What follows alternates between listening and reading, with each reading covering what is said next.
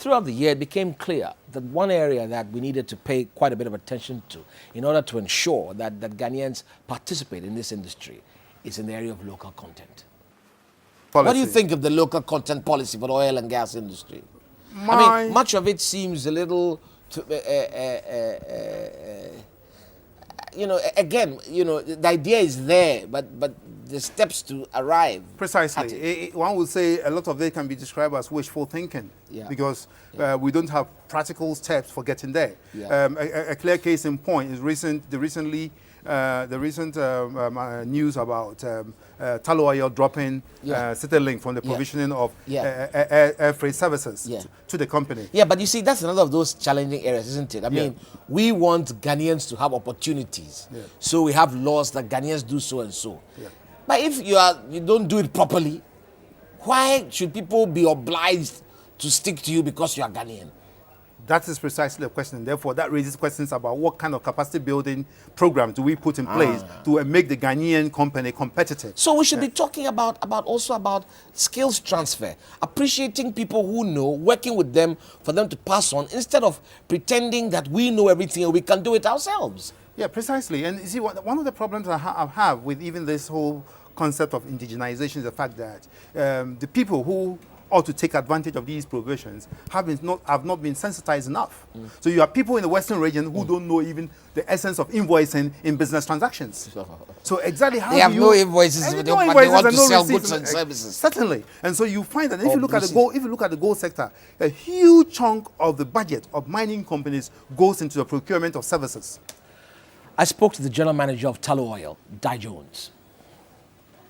Can Ghana be comfortable that it has a partnership to grow and develop an industry? I think it's healthy for people to be skeptical and ask questions, because it means that people are looking around and looking at the rest of the world and trying to learn lessons.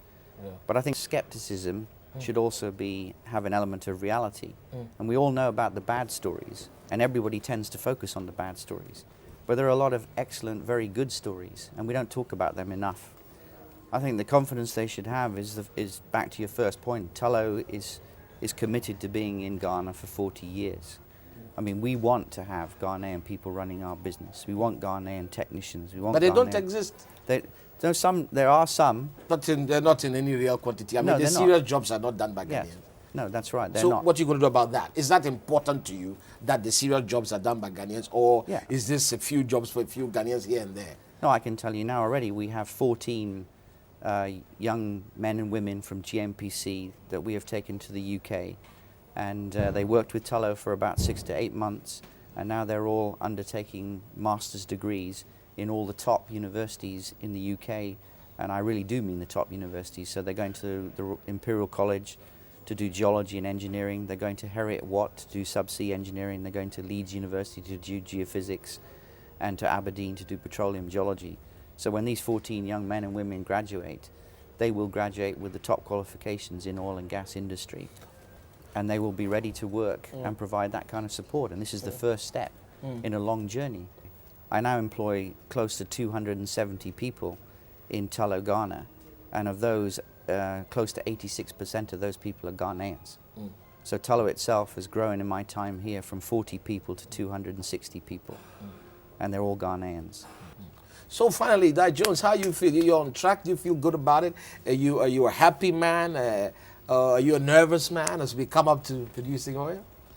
I'm not a nervous man. I'm a very happy man. I don't know anybody else who's got such a fantastic opportunity to be working on what is truly a world-class project with a team of people who you couldn't wish for better people. I've got some of the most enthusiastic, young, vibrant Ghanaians you ever want to meet working in my organization, and I hope you do meet them, because they are so excited and so pleased that they are being given this great opportunity to embrace such a historic moment and legacy for Ghana, and such a unique moment in the industry. And you know, they will always be remembered for their part in history in Ghana, their part in history in the oil and gas industry, and they were all there, and they were the founding men and women of that fantastic opportunity. It was good to hear from Dai Jones, General Manager of Tullow Oil, who are the operators of the field. And there is a place for his optimism. But as you've heard, there are a number of fronts in which there are quite a few challenges. The area of transparency, public participation, and accountability. And there remains quite a bit of work to be done on those fronts. The sooner we get on top of things, the better. Join us again.